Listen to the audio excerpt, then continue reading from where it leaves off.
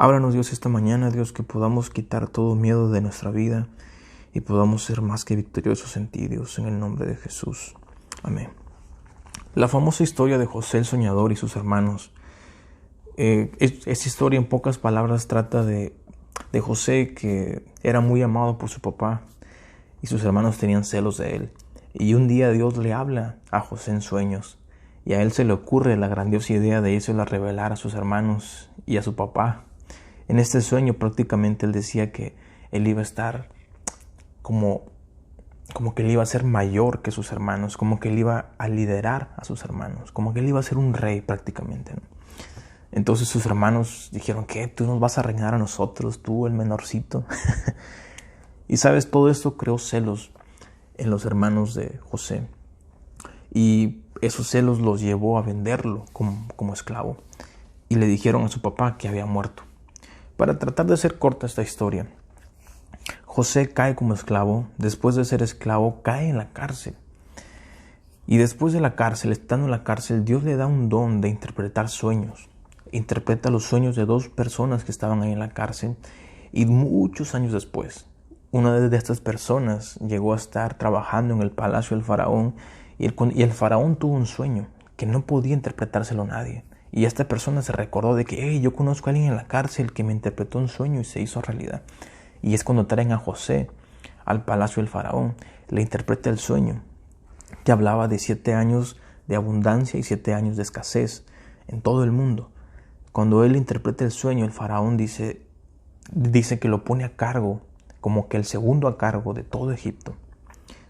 Prácticamente el sueño que él había tenido, que iba a estar a cargo de en este caso de sus hermanos, pero pues iba a tener un cargo, una posición alta, lo empezó a ver.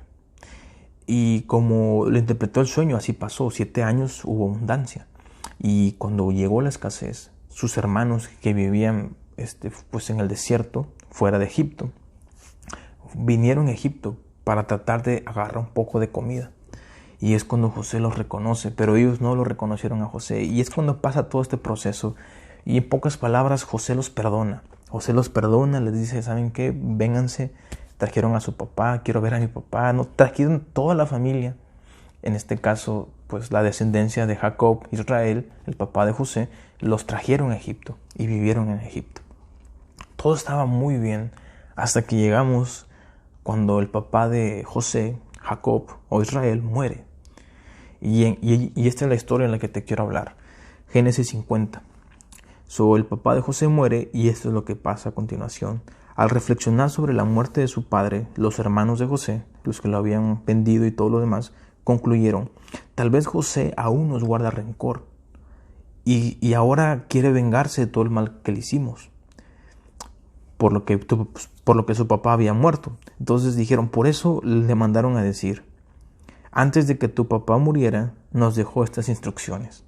Prácticamente les mintieron, le trataron de darle una carta que supuestamente su papá había escrito, pero aparentemente ellos simplemente estaban buscando la opción de salvar su vida. Díganle a José que perdone por favor la terrible maldad de sus hermanos que cometieron contra él.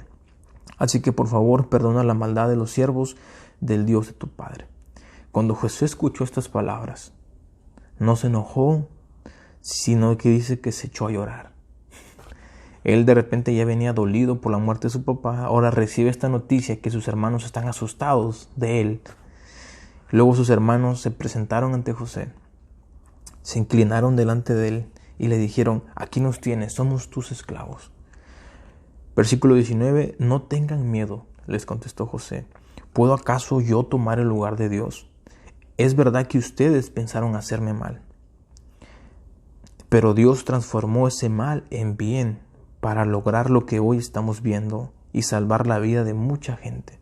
Así que no tengan miedo, yo cuidaré de ustedes y de sus hijos. No tengan miedo. ¿Sabes una cosa? Como te contaba en esta historia al inicio, José ya los había perdonado a ellos, pero ellos vivían con el miedo de que un día José se fuera a vengar. Y esta es la parte de la historia que quiero transmitírtela a ti. ¿Qué cosas estamos viviendo, pero la estamos viviendo aún con miedo? De repente, un ejemplo es como estás trabajando, pero tienes el miedo que te vayan a despedir. Imagínate trabajar todos los días con un miedo de que hoy me pueden despedir, hoy me pueden despedir, hoy me pueden despedir. Y sabes, la palabra miedo significa como una sensación a que algo mal está a punto de venir. Imagínate vivir una vida así en miedo. Mira, había pasado tantos años, no sé cuántos años en sí, cuando llega la muerte del papá de José, Jacob, y los hermanos todavía tenían ese miedo.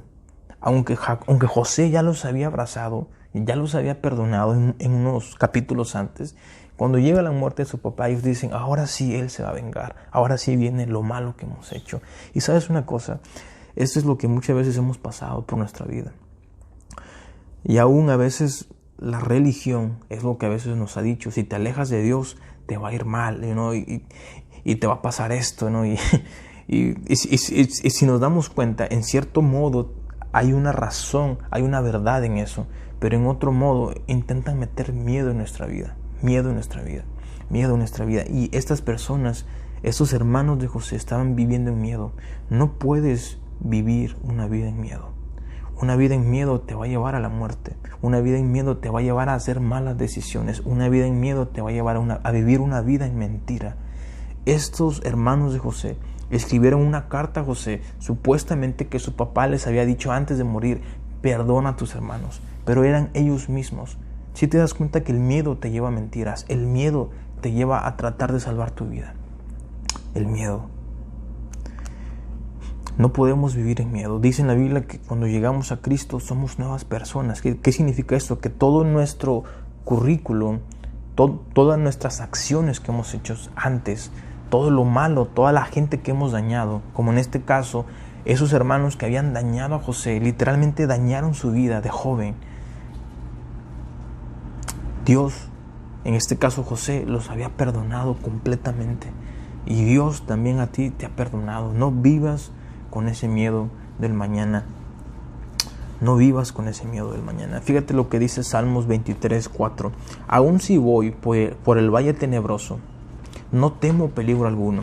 Dice, porque tú estás a mi lado, tu vara de pastor me reconforta. ¿Sabes lo que está diciendo aquí? En el momento más oscuro de tu vida, en el momento más difícil de tu vida, no tengas miedo al peligro, pero no por tus fuerzas o no porque tú sepas de que esto se va a acabar, no, porque Dios está contigo. No tengas miedo de lo que viene enfrente porque Dios, el Señor, está a tu lado. Quita ese miedo de la enfermedad. ¿Sabes una cosa? El evangelista Billy Graham, cuando ya estaba muy anciano, una vez le dijo a sus hijos, la gente va a decir que ya morí, pero el día que yo muera es cuando realmente voy a vivir más. Él no temía la muerte. Él sabía que un día cuando él falleciera, cuando su cuerpo, como decía en la Biblia, ¿no? Del polvo eres y al polvo volverás, cuando su cuerpo regresara a la tierra, se hiciera polvo, él realmente empezaría a vivir una vida con Dios en el cielo. No tengas miedo a la muerte, no tengas miedo a la enfermedad, no tengas miedo a la escasez. Cuando estés pasando en esos momentos difíciles, en esos momentos de intriga, donde digas, no sé qué va a pasar con mi familia, no sé qué va a pasar con mi salud, no sé qué va a pasar con mi trabajo, no tengo miedo del peligro que pueda venir, porque confío que Dios está a mi lado, reconozco que Dios está a mi lado. No tengas miedo, no tengas miedo. Y ¿sabes qué? Te voy a leer el versículo Génesis 50:21. Así que no tengan miedo, pero esta parte dice, yo cuidaré de ustedes, y no solamente de ustedes, de sus hijos también yo cuidaré. Y así, con el corazón en la mano, José los reconfrontó, les levantó el ánimo y les dijo, no tengan miedo. Así que no tengas miedo en esta mañana, en lo que sea que estás pasando, no tengas miedo. Busca fuerzas en Dios, reconfronta tu fe, tus ánimos y reconoce que Él está contigo en esos momentos difíciles. Bueno, pues Dios te bendiga, espero que te haya sido de bendición este devocional.